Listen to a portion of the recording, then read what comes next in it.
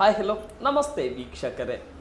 ಇಂದು ಕಿತ್ತೂರು ಕರ್ನಾಟಕ ಭಾಗದಲ್ಲಿ Bharat times media networking ತಂಡದಿಂದ ಮತ್ತು ಮುಂಬರ್ತಾ ಇರುವಂಥ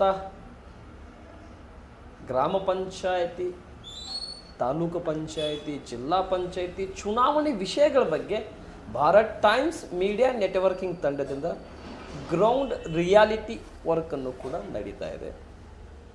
ಮತ್ತು ಗ್ರಾಮ ಪಂಚಾಯತಿ ಪೂರ್ವಭಾವಿ ಚುನಾವಣೆಯ ಗ್ರೌಂಡ್ ರಿಪೋರ್ಟ್ನಲ್ಲಿ ಇಂದು ನಾವು ಭೇಟಿ ಕೊಟ್ಟಿರ್ತಕ್ಕಂಥ ಕ್ಷೇತ್ರ, ಕೆಲವೊಂದಿಷ್ಟು ಗ್ರಾಮ ಪಂಚಾಯತಿಗಳಿಗೆ ಭೇಟಿ ಮಾಡಿ ಅಲ್ಲಿಯ ಗ್ರಾಮ ಪಂಚಾಯತಿಯ ಅಧ್ಯಕ್ಷರನ್ನು, ಅಲ್ಲಿಯ ಗ್ರಾಮ ಪಂಚಾಯತಿ ಉಪಾಧ್ಯಕ್ಷರನ್ನು ಮತ್ತು ಸರ್ವ ಸದಸ್ಯರನ್ನು ಭೇಟಿ ಮಾಡಿ ಅವರ ಮುಂದಿನ ನಾಯಕತ್ವ ಬಗ್ಗೆ, ಈಗ ಇದ್ದಿರ್ತಕ್ಕಂಥ ನಾಯಕತ್ವ ಬಗ್ಗೆ ಮತ್ತು ಈಗ ಬಂದಿರತಕ್ಕಂಥ ಡೆವಲಪ್ಮೆಂಟ್ ವಿಷಯಗಳನ್ನು ಜಿಲ್ಲಾ ಪಂಚಾಯತಿಯಿಂದ ಬರ್ತಾ ಇರೋಂಥ ಅನುದಾನಗಳನ್ನಾಗಿರಲಿ, ತಾಲೂಕು ಪಂಚಾಯತಿಯಿಂದ ಬರಬೇಕಾಗಿರ್ತಕ್ಕಂಥ ಅನುದಾನಗಳಲ್ಲಾಗಿರಲಿ ಮತ್ತು ಗ್ರಾಮ ಪಂಚಾಯತಿ ಮತ್ತು ಗ್ರಾಮಸ್ಥರಿಂದ ಬರ್ತಾ ಇರುವಂಥ ತೆರಿಗೆ ಹಣದಿಂದ ಮತ್ತು ಶಾಸಕರ ಅನುದಾನದಿಂದ ಯಾವ ರೀತಿ ಕೆಲಸಗಳನ್ನು ಮಾಡ್ತಾ ಇದ್ದಾರೆ ಇಂದು ಭಾರತ್ ಟೈಮ್ಸ್ ಮೀಡಿಯಾ ನೆಟ್ವರ್ಕಿಂಗ್ ತಂಡದಿಂದ ಭೇಟಿ ಮಾಡಲಾಗಿದೆ.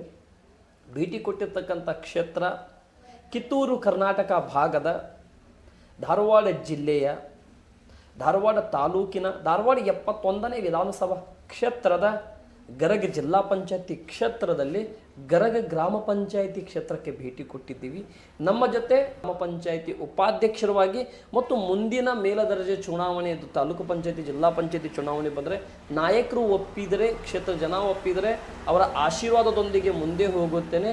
ಅವರು ನನಗೆ ಆಶೀರ್ವಾದ ಮಾಡಿರ್ತಕ್ಕಂಥದ್ದು ಗ್ರಾಮ ಪಂಚಾಯತಿಗೆ ಮತ್ತೆ 4ನೇ ಬಾರಿಗೂ ಕೂಡ ನನಗೆ ಅವರು ಆಶೀರ್ವಾದ ಮಾಡ್ತಾರೆ ಅನ್ನುವಂಥ ಅಚಲವಾದಂಥ ನಂಬಿಕೆ ಇದೆ. ಮಾನ್ಯ ಶ್ರೀ ಗರಗ ಗ್ರಾಮ ಪಂಚಾಯತಿ ಉಪಾಧ್ಯಕ್ಷರಾಗಿರ್ತಕ್ಕಂಥ ಬಸವರಾಜ್ ಬುಡರಕಟ್ಟಿಯವರು ಇಂದು ಭಾರತ್ ಟೈಮ್ಸ್ ಮೀಡಿಯಾ ನೆಟ್ವರ್ಕಿಂಗ್ ತಂಡದ ವಿಶೇಷ ಸಂದರ್ಶನದಲ್ಲಿದ್ದಾರೆ. ಬನ್ನಿ ವೀಕ್ಷಕರೇ, ಅವ್ರ ಜೊತೆ ಮಾತನಾಡೋಣ. ಈ ಸಂದರ್ಶನ ಜೊತೆನೂ ಪ್ರಾರಂಭ ಮಾಡೋಣ. ಸರ್ ಚೆನ್ನಾಗಿದ್ದೀರಾ ಸರ್? ಚೆನ್ನಾಗಿ. ಆರೋಗ್ಯ ಹೇಗಿದೆ? ಚೆನ್ನಾಗಿದೆ. ಎಸ್. ಈಗ ಎಷ್ಟು ವಯಸ್ಸು ಅಂತ ಕೇಳ್ಬೋದಲ್ಲ ನಿಮ್ಮನ್ನು? ಹಾಂ ಸರ್, ಈಗ 54 ಚಾಲ್ತಿ. 54 ಚಾಲ್ತಿ. ನಿಮ್ಮ ಮೊದಲನೇ ಹೆಜ್ಜೆ ತಾವು ಗ್ರಾಮ ಪಂಚಾಯತಿಗೆ ಬರಬೇಕಂತ ಯಾವಾಗ ಅಂದ್ಕೊಂಡಿದ್ರಿ? ಯಾಕೆ ರಾಜಕಾರಣ ಎಲ್ಲಿಂದ ಪ್ರಾರಂಭ ಮಾಡಿಕೊಂಡ್ರಿ? ನಾನು ಮೂಲತಃ ಈ ಲೋಕಲ್ ರಾಜಕಾರಣಿಗಳು ಏನು ಇರ್ತಾರಲ್ಲ ಅವ್ರ ಜೊತೆ ಸಂಪರ್ಕದಲ್ಲಿದ್ದೆ. ಅಂದರೆ ಗ್ರಾಮದ ರಾಜಕಾರಣಿಗಳು?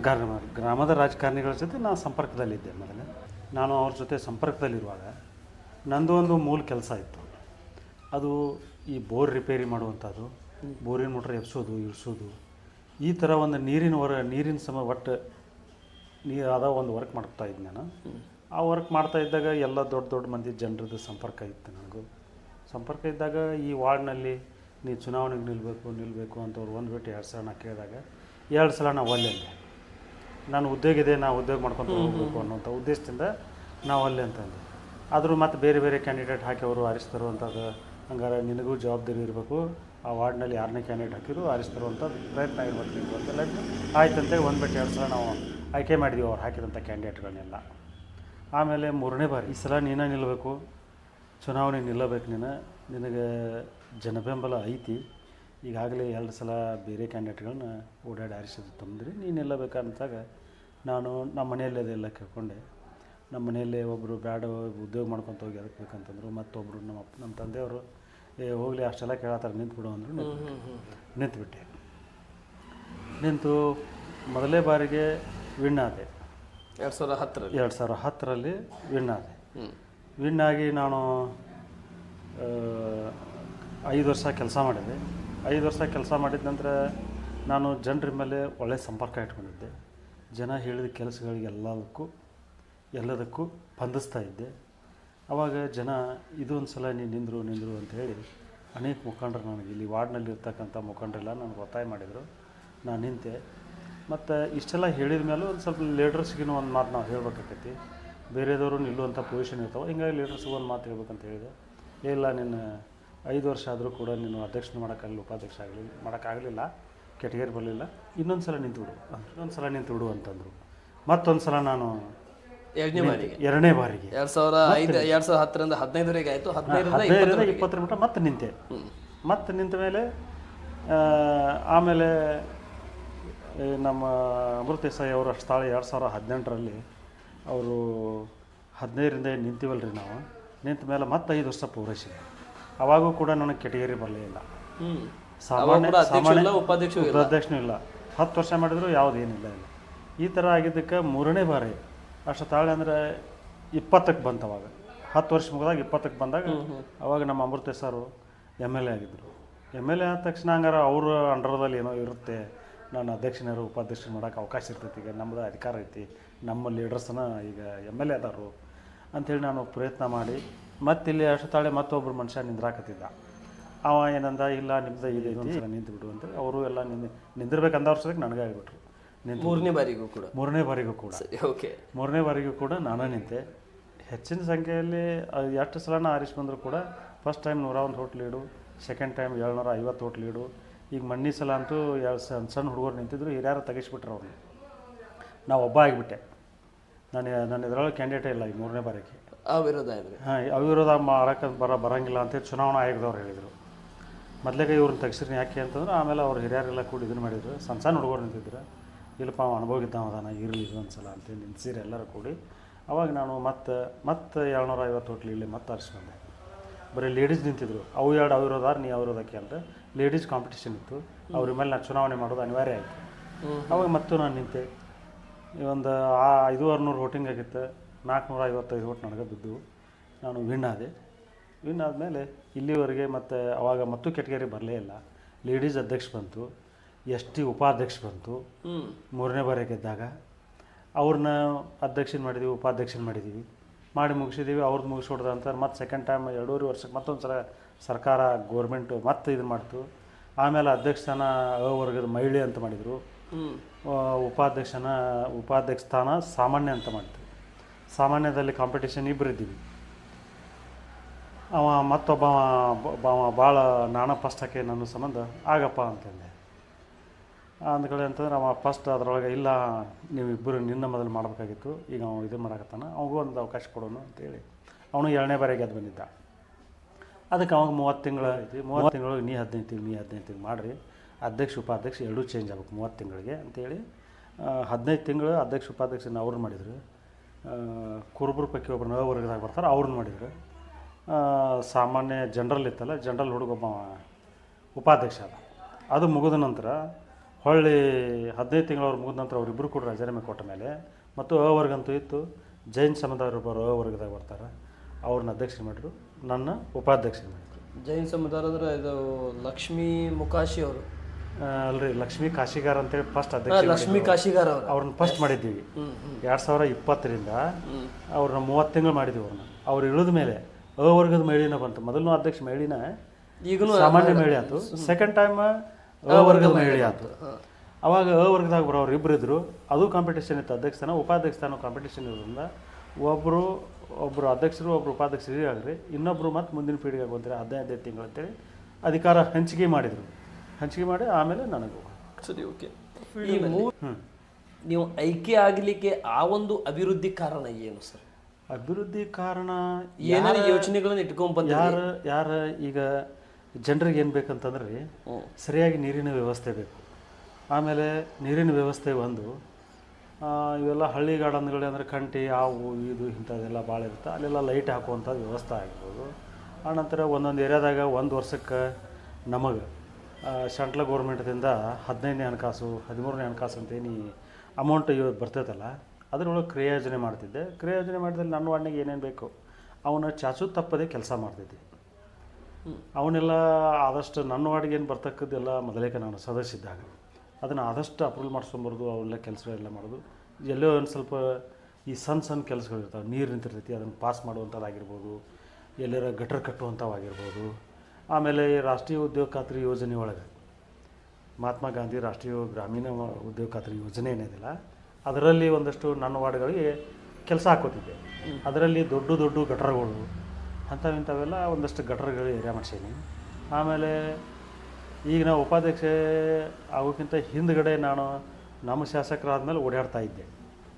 ಮೆಂಬರ್ ಇದ್ದಾಗ ಕೂಡ ಅವ್ರ ಕಡೆಯಿಂದ ಒಂದಷ್ಟು ಕಾಂಕ್ರೀಟ್ ರಸ್ತೆಗಳನ್ನು ಅಪ್ರೂವಲ್ ಮಾಡಿಸ್ಕೊಂಡೆ. ನನ್ನ ವಾರ್ಡಿಗೆ ಅಪ್ರೂವಲ್ ಮಾಡಿಸ್ಕೊಂಡು ಅದನ್ನು ಕೂಡ ಒಂದು ಎಷ್ಟನೇ ನಂಬರ್ ವಾರ್ಡ್ ಬರುತ್ತೆ ನಿಮಗೆ? ಊರಿ ನಿಮ್ಗೆ ಎಷ್ಟನೇ ನಂಬರ್ ವಾರ್ಡ್ ಬರುತ್ತೆ? ಇದು 4ನೇ ವಾರ್ಡು. 4ನೇ ವಾರ್ಡ್. ಅದು ನಾನು ಫಸ್ಟ್ ಟೈಮ್ ನಿಂತಾಗ 2ನೇ ವಾರ್ಡ್ ಇತ್ತಿದ್ದು. ಅವಾಗ ಎಲ್ಲ ವಾರ್ಡಿನ ನಂಬರ್ಗಳೆಲ್ಲ ಚೇಂಜ್ ಮಾಡಿದರು. 2ನೇ ಸಲ ನಾನು ನಿಂದಿರ್ಬೇಕಂದಾಗ 2015ರಲ್ಲಿ. ಅವಾಗಿದು ವಾರ್ಡ್ ನಂಬರ್ 4 ಆಯ್ತು, 1 ಇದ್ದದ್ದು 2 ಆಯ್ತು, ಹಿಂಗೆ ಚೇಂಜ್ ಆಯ್ತು. ಫಸ್ಟ್ ಸಲ ಬಂದಾಗ ಇದೇ ವಾರ್ಡ್ ನಂಬರ್ ಅಷ್ಟೇ ಚೇಂಜ್, ನಂಬರ್ ಚೇಂಜ್ ಆಯ್ತು. ಅವಾಗ 2 ಇತ್ತು, ಈಗ 2 ಫೀಟ್ ಏನಿದ್ದಿಲ್ಲ, ಇದು 4ನೇ ವಾರ್ಡ್ ಆಯ್ತು. ನೀವು ಈ 3 ಫೀಲ್ಡಿನಲ್ಲಿ ಎಷ್ಟು ಆಶ್ರಯ ಮನೆಗಳನ್ನು ಜನಸಾಮಾನ್ಯರಿಗೆ, ಕೇವಲ ಬಡವರಿದ್ದಂಥವರಿಗೆ ಕೊಡಿಸಿರಿ? ಮತ್ತು ಮೂಲಭೂತ ಸೌಕರ್ಯ, CC ರಸ್ತೆ, ಪಕ್ಕಾ ಗಟರು, ಕುಡಿಯ ನೀರಿನ ವ್ಯವಸ್ಥೆ, ಮತ್ತು ವಿಶೇಷವಾಗಿ ಲೋಕಲ್ ಗ್ರಾಮದ ಇನ್ಕಮ್ ಅಂದರೆ ಅದು ತೆರಿಗೆ, ಯಾವ ರೀತಿ ಅದ್ರ ಬಗ್ಗೆ ಜಾಗೃತಿ ಮೂಡಿಸಿದ್ರಿ? ತೆರಿಗೆ ಬಗ್ಗೆ ಮೊದಲಿಗಿಂದ ನಮ್ಮಲ್ಲಿ ಬಿಲ್ ಕಲೆಕ್ಟರ್ ಅದಾರ. ಬಿಲ್ ಕಲೆಕ್ಟರ್ ಇರೋದ್ರಲ್ಲಿಂದ ಅವರೆಲ್ಲ ವಸೂಲಿ ಮಾಡೋದು ಅದು ಇದು ಮಾಡ್ತಿರ್ತಾರೆ. ಪ್ರತಿ ತಿಂಗಳ ನಮ್ಮಲ್ಲಿ ಸಾಮಾನ್ಯ ಸಭೆ ಮೀಟಿಂಗ್ ಕರಿತಿರ್ತಾರೆ. ಈ ವರ್ಷದ ಈ ತಿಂಗಳ ಖರ್ಚು ವೆಚ್ಚ ಎಷ್ಟಾಯಿತು, ಜಮಾ ಎಷ್ಟಾಯಿತು, ಅದನ್ನು ನಾವು ಪ್ರತಿ ಸಾಮಾನ್ಯ ಸಭೆಯೊಳಗೂ ಚರ್ಚೆ ಮಾಡ್ತಿರ್ತೀವಿ. ಯಾವಾಗಾರ ಕಡಿಮೆ ಆದಾಗ ಜಾಸ್ತಿ ಮಾಡ್ಬೇಕು ಮುಂದಿನ ತಿಂಗಳು ಅಂತೇಳಿ ಅವರಿಗೆ ಒತ್ತಾಯ ಮಾಡಿರ್ತೀವಿ. ಆ ಪ್ರಕಾರ ಇದು ಊರು ದೊಡ್ಡ ಊರು. ಆನಂತರ ಇಲ್ಲಿ ಟಾಟಾ ಮಾರ್ಕೋ ಪೋಲೋ ಅದು ಬಂದ ಮೇಲೆ ಸಿಕ್ಕಾಪಟ್ಟಿ ಜನಸಂಖ್ಯೆ ಆಗಿಬಿಡ್ತು. ಈಗ ಬೇರೆ ಬೇರೆ ಜಾರ್ಖಂಡ್ ಆಗಿರ್ಬೋದು, ಈ ಉತ್ತರ ಪ್ರದೇಶ ವಲಸೆ ಬಂದಂಥ ಜನ ಜಾಸ್ತಿ ಭಾಳ ಓವರ್ ಹಾಕತ್ಬಿಡ್ತು. ನಮಗೆ ನೀರಿನ ಸಮಸ್ಯೆ ಹೋದಾಗ ಶಾಸಕರ ಕಡೆ ಹೋಗೋದು, ಜಿಲ್ಲಾ ಪಂಚಾಯತಿಗೆ ಹೋಗೋದು, ನಮಗೆ ಇನ್ನೊಂದೆರಡು ಬೋರ್ ಹೊಡಿಸ್ಕೊಡ್ರಿ, ನಮಗೆ ನೀರು ಸಪ್ಲೈ ಮಾಡೋಕ್ಕೆ ತೊಂದರೆ ಆಗತ್ತೈತೆ ಅನ್ನೋದು, ಅವನ್ನೆಲ್ಲ ವರ್ಕ್ಗಳು ಮಾಡ್ಕೊತ ಹಿಂಗಿರ್ತಾರೆ. ಯಾವುದು ನೀರಿನ ಕೊರತೆ ಇವತ್ತಿನವರೆಗೂ ಒಟ್ಟ ಖರ್ಚು ಸಮಸ್ಯೆ ಮಾಡಿಕೊಟ್ಟಿಲ್ಲ ಊರಲ್ಲಿ. ನಮ್ಮ ವಾರ್ಡ್ನಾಗಾದರೂ ಆಯ್ತು, ಊರಲ್ಲಿ ಎಲ್ಲಿ ಆದರೂ ಆಯ್ತು, ನೀರಿನ ಸಮಸ್ಯೆ ಯಾವಾಗೂ ಮಾಡಿಕೊಟ್ಟಿಲ್ಲ. ಈ ತಾವು ಬಂದಾಗಿಂದ ಇಷ್ಟೆಲ್ಲ ಕೆಲಸಗಳನ್ನು ಮಾಡಿದ್ರಿ. ಆಶ್ರಯ ಮನೆಗಳ ಬಗ್ಗೆ ನಾನು ಕೇಳಿದೆ. ಆಶ್ರಯಗಳ ಮನೆಗಳ ಬಗ್ಗೆ ನಾವು ಫಸ್ಟ್ ಟೈಮ್ 2010 ಬಂದಾಗ BS ಯಡಿಯೂರಪ್ಪನವರು ಮುಖ್ಯಮಂತ್ರಿ ಇದ್ದರು.